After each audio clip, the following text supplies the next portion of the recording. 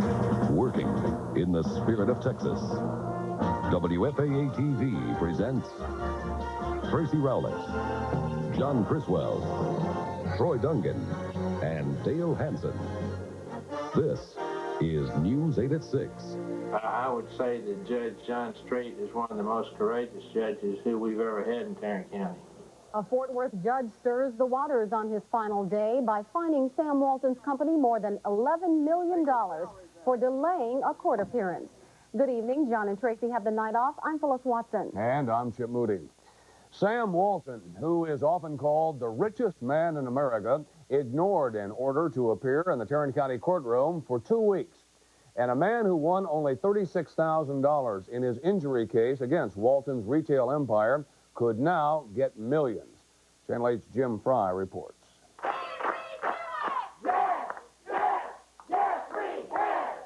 Sam Walton is the king of discount goods, the richest man in America, here lording over Sam's Wholesale Club.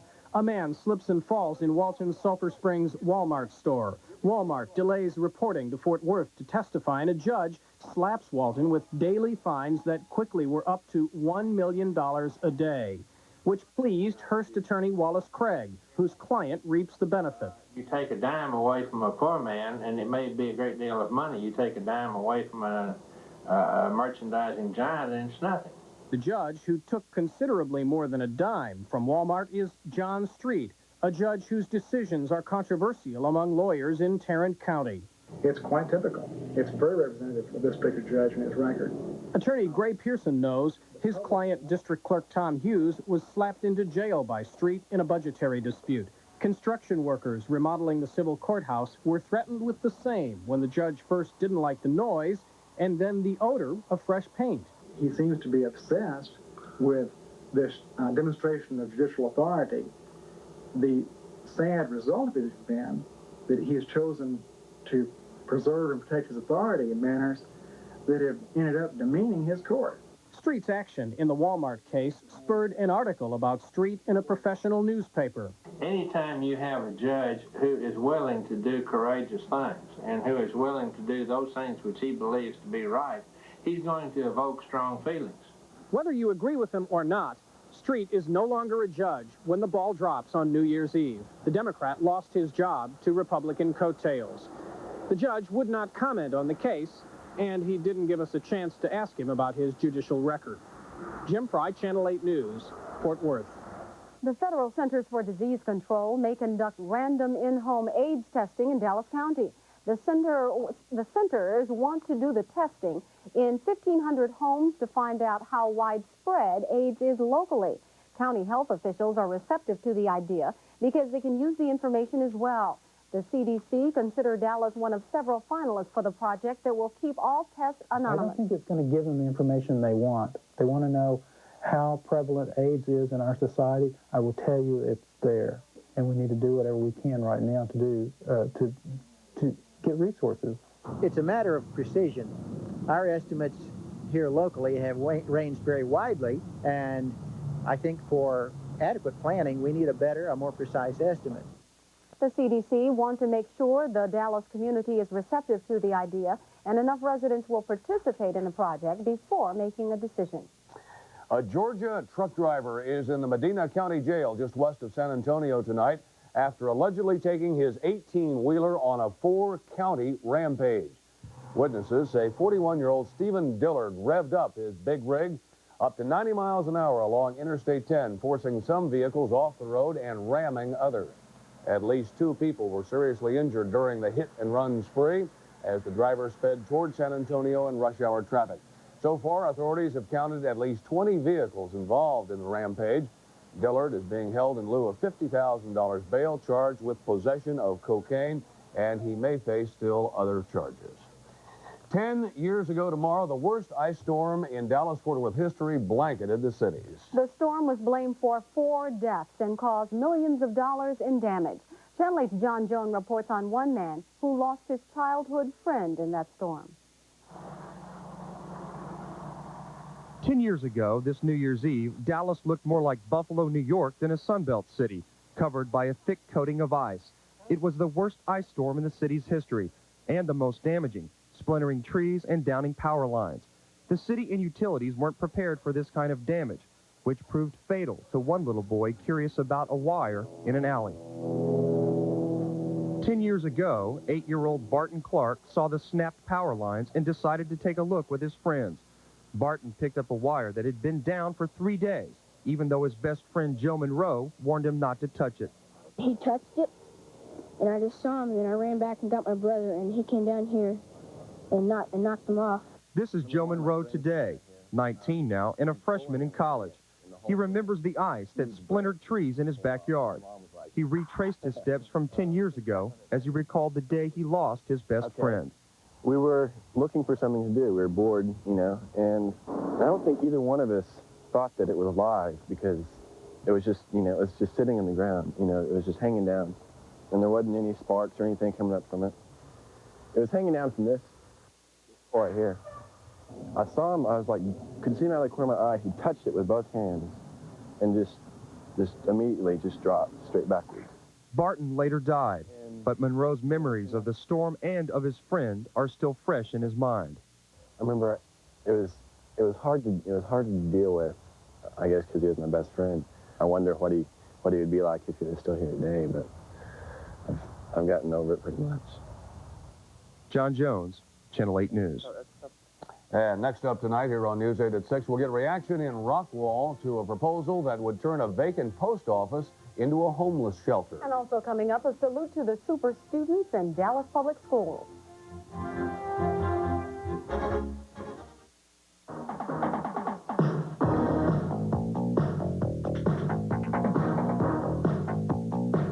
It's lean. It's beautiful. And it's on its way. Prepare to meet the all-new Mercury Cougar. One mean kitty. Drive Texas proud. See Bailey, Bankston, Eagle, Grubbs, McDavid, North Hills, North Star, and Regency. The 7-Eleven Bowl Badge.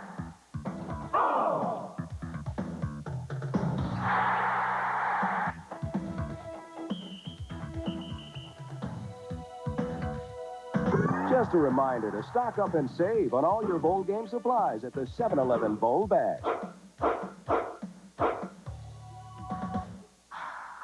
The 7-Eleven Bowl Badge, official sponsor of all your bowl game needs.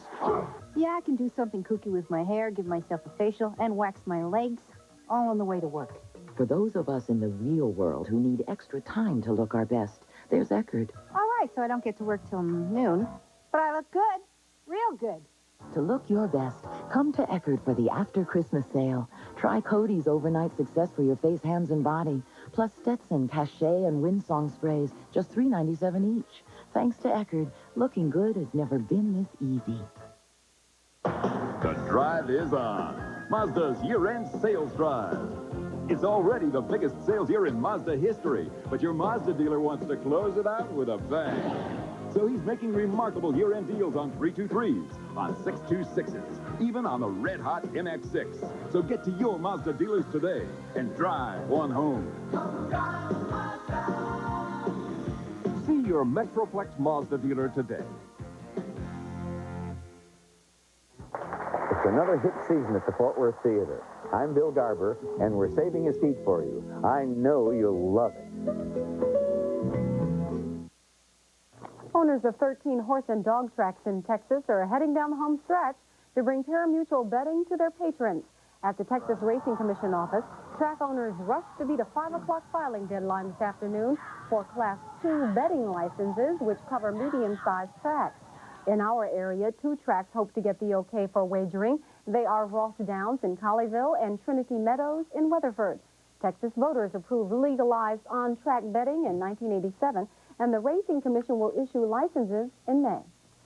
Last year, a young man by the name of Wesley Everett died in an Austin automobile accident. An autopsy showed that the 19-year-old Marine reservist was drunk. This week, an insurance firm representing Austin's Bobby Sox nightclub agreed to pay the victim's family more than $3 million. The family claimed that the bar served Everett even though he was legally too young to drink and was already intoxicated. The settlement is reportedly the first of its kind in Texas. Family attorney Jeff Rusk said, "I hope this will send a signal to bar owners, especially with the upcoming holiday season." Well, residents around Rockwall are learning that a vacant post office and federal building may soon be converted into a shelter for the homeless. The building is one of 94 surplus properties across the country that could house street people. Channel 8's Charles Duncan reports from Rockwall that reaction to that plan is mixed. The only government building in North Texas selected for possible conversion to a shelter for the homeless is this two-story brick post office and federal building in downtown Rockwall. The structure is less than 20 years old, but sits vacant now, not far from some of the most exclusive neighborhoods in the county. Word has not yet spread around Rockwall about the possible plans for the building. But there's already growing opposition to the idea of a homeless shelter here. The owner of one nearby business who did not want to be identified voiced strong opposition, saying a shelter would be bad for business here. At the barbecue restaurant across the street, owner Tom Shari was hoping the vacant federal building would be occupied by office workers. He was surprised to learn it may be used to house the homeless. I hadn't heard that. I feel sorry for the homeless, but, you know, I don't know that that's the correct spot. I don't think that'd be a very good spot. Shari's customers believe a homeless shelter is a good idea. I wouldn't have no objection. I don't live here. You know, but no, I mean, it sounds all good to me, but, you know, I wouldn't, if it's even where I live where I live, you know.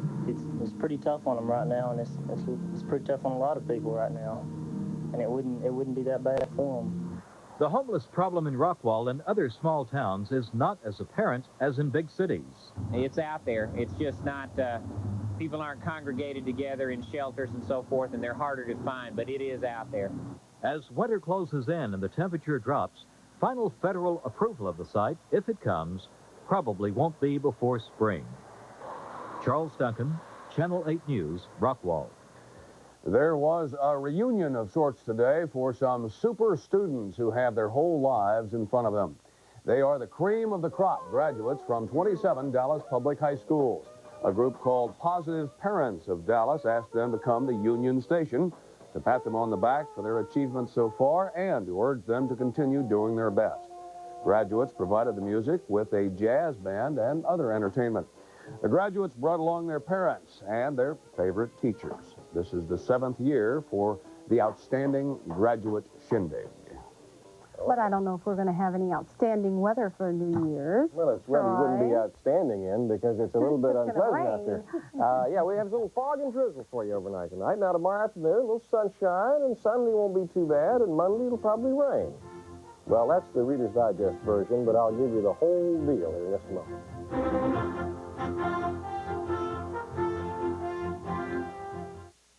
'Twas the week after Christmas, and all through the town, not a creature was stirring, not a soul was around. You see, everyone had heard about the incredible deals your North Texas Chevy dealers have on new sets of wheels. On Cavaliers, on Berettas, on Corsicas too, on pickups and Blazers, they're all priced to move. It's your North Texas Chevy dealer's biggest sale of the year. So come buy your Chevy before they all disappear. This extraordinary sale ends New Year's Day. So this is the best week to buy your new Chevrolet. Cats have 9 lives. One size fits all. What else? Record clubs are all the same. Not BMG. BMG gives you 6 hit records, cassettes, or compact discs for the price of just 1. Record clubs make you commit to buy more. There's nothing more to buy, ever. To get great selections like these, see these ads in your TV guide, in the mail, or in your Sunday paper. 6 for the price of 1, nothing more to buy, ever. Real deal. There you go.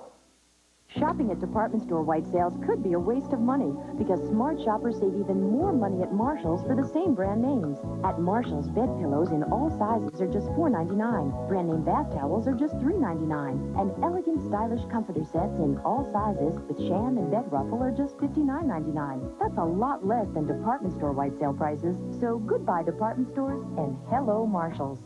Marshall's is open Sunday, January 1st and Monday, January 2nd. In Texas, it's the biggest sale of the year. It's a GFC Right now, your Silver Star GMC truck dealers have their absolute lowest prices of the year. On a great selection of Safari vans, Sierra pickups, Jimmy, 4x4s, even Suburbans. Plus, now's your chance to save hundreds more with special factory rebates. Special value packages and no payments till March 1989. Plus, get more for your trade. When the year ends, the sale ends. We believe in saving you money. At your Silver Star GMC truck dealers. Well, we have had some rain today, but the totals called in by my weather team volunteers have been very low, as we suspected. Only 100 for DFW, and most of them have had about that, too. Here's what the radar looks like. The last several hours, this is the ground clutter signature from Stephenville, but you can see by what moves what's real. And we've had a few little light showers that are heavy enough to show up on the radar from time to time. The last hour, we talked at 5 o'clock about how pretty good echo showed up over Dallas and Tarrant counties, but not much was reaching the ground, and that's still the case. Some of you may still be getting wet from this, but we'll see this from time to time tonight and tomorrow morning, but mostly it'll be drizzle, which is too light to show up on the radar, but nonetheless will get you wet and make the streets slick, and there's fog out there as well. The 4D satellite pictures show an encouraging thing here, I suppose.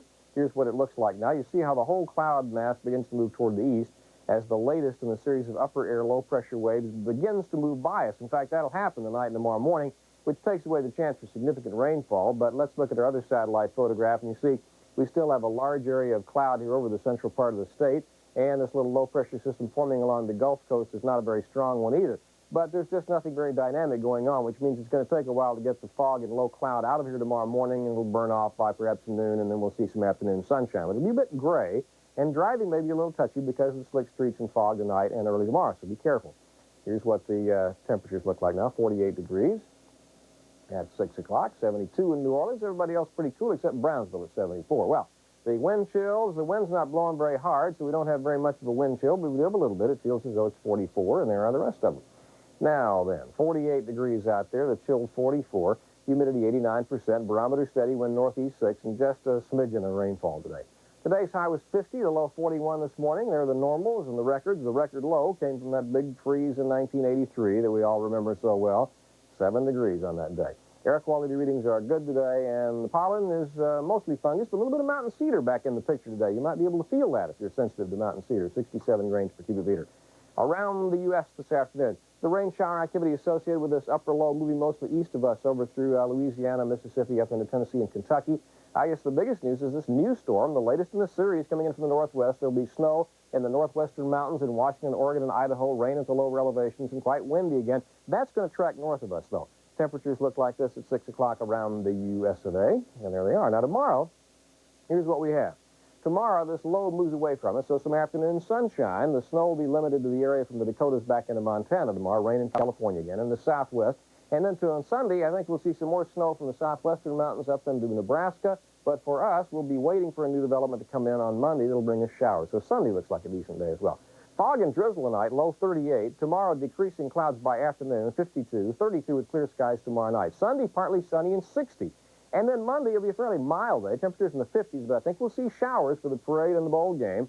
And then on Tuesday, showers, temperatures 54, but sharply colder. Tuesday night, 30s. Wednesday, showers and cold at 48 degrees. And that's the weather. I'll see you at 10. Okay, electronically, your coat looks like about a 9-volt version. It was really a glowing there. It's plugged in over there in the wall socket. Thanks, Troy. Coming up next on News 8, the Razorback backers are expected to do their best to make UCLA feel a bit uncomfortable at the Cotton Bowl. Dale's along next.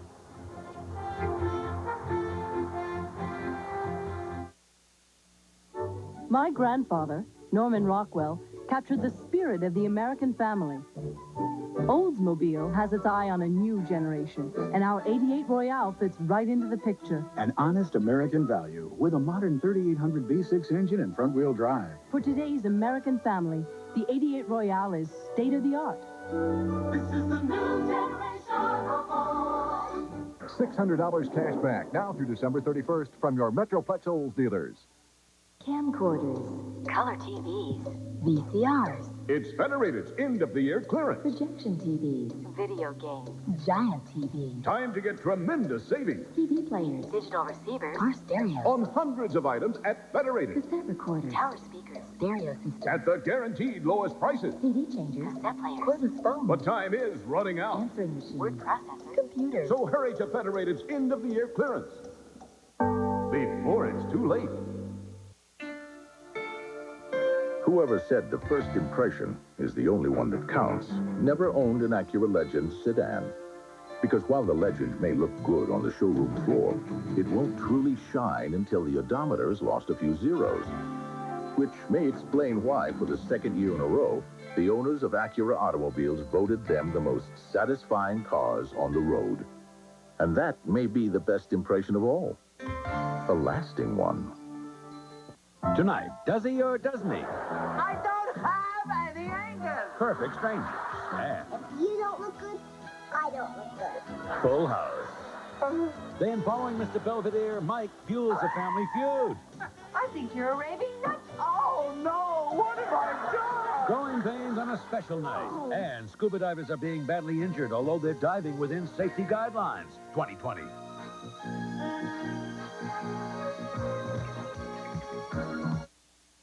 I don't know if the Razorbacks are going to have to go out of their way to make UCLA feel uncomfortable. They're going to be uncomfortable anyway. Well, yeah, well, when the Arkansas fans show up, they make everybody uncomfortable, you know, with those noses. They get behind their team, but it'll be an interesting game. Rice needs a new football coach. Jerry Burnt has been there 3 years and is leaving to take the job at Temple. Temple fires their coach because he won only 4 games last year, hires Jerry Burnt, who didn't win any. UCLA players know Arkansas will bring a huge crowd to the Cotton Bowl Monday. Arkansas fans always follow their teams, and they've waited a long time to follow their team to Dallas.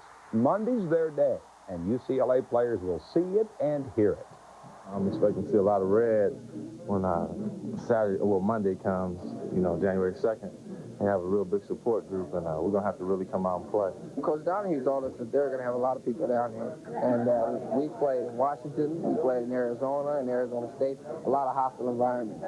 And this game is going to be fun. It's going to be fun, and, you know, I'm sure come game time, it'll be like we're playing in Arkansas. But we've been through it before.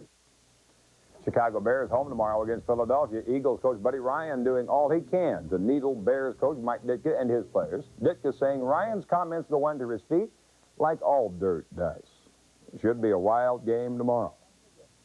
Well, I mean, you know, there are a lot of football players on that team that I coach, you know, and the reason I thought we had home field advantage because I haven't lost a playoff game in Chicago. And I think I'm probably the only guy that can say that. There's no game between Buddy Ryan and Coach Ditka, between their players and our players. And don't start anything that doesn't need to be started. You guys have a tendency to do that. Well, some guys do anyway. SMU not talking about guard Cato Armstrong and his future there. We reported last night Armstrong is being suspended for academic reasons, but the university provost can change that decision.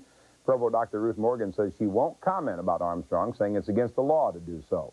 So I said, we'll know your decision if Cato shows up to play January 17th or he doesn't play then, and Dr. Morgan says that's right.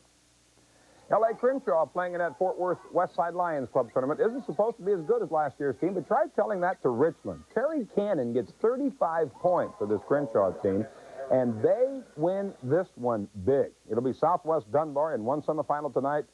L.A. Crenshaw plays Elite Elsie, the team out of Houston, the other semifinal. 103-63, L.A. Crenshaw, the final. Everybody's still trying to figure Mavericks forward Mark Aguirre. Gets his 5th foul early 4th quarter against Boston last night. Mavericks coach John McLeod takes him out of the game, and then Aguirre flips what we call an obscene gesture. And now the question is, who was the target? Aguirre says it was the reporters near the bench, at least one player, and some reporters think it was directed at McLeod. I don't think he would do that to me, but or whatever you say, I don't know what he... Richie didn't say anything, and Gar didn't say anything, so... I didn't... Okay. Would you be surprised if it was the case?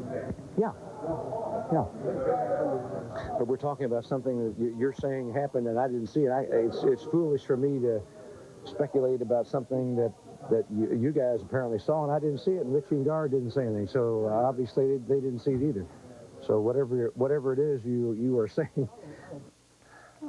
Aguirre either, again, making an obscene gesture toward the reporters because they're always picking on him, or he was signaling Randy Galloway's IQ. It was one or the other.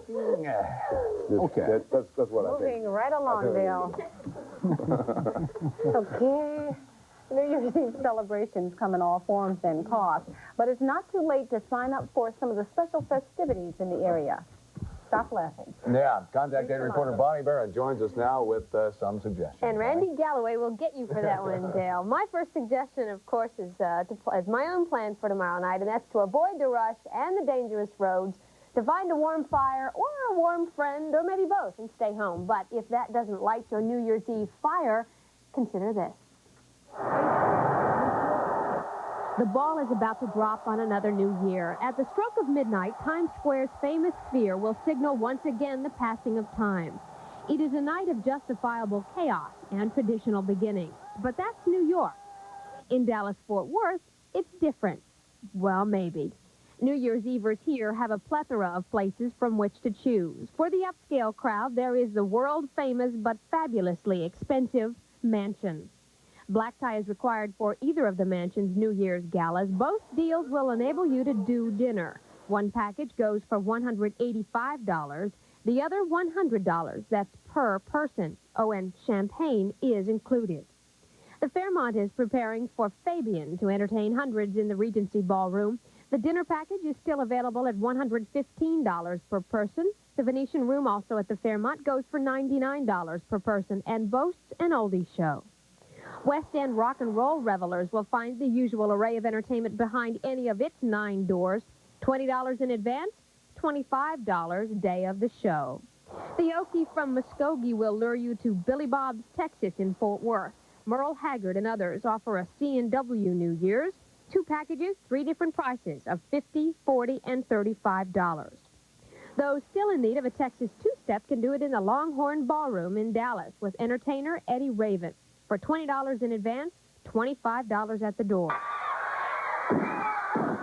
And for those in need of a little body slamming for New Year's, there's always the Sportatorium, and it's free.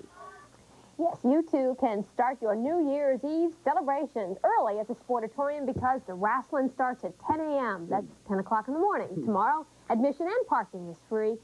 You have to pay for the hot dogs and the beer, but what the heck? It's the deal. You can't pass that one up. Starting at 10 o'clock tomorrow morning. If you like wrestling and Hulk Hogan and those guys.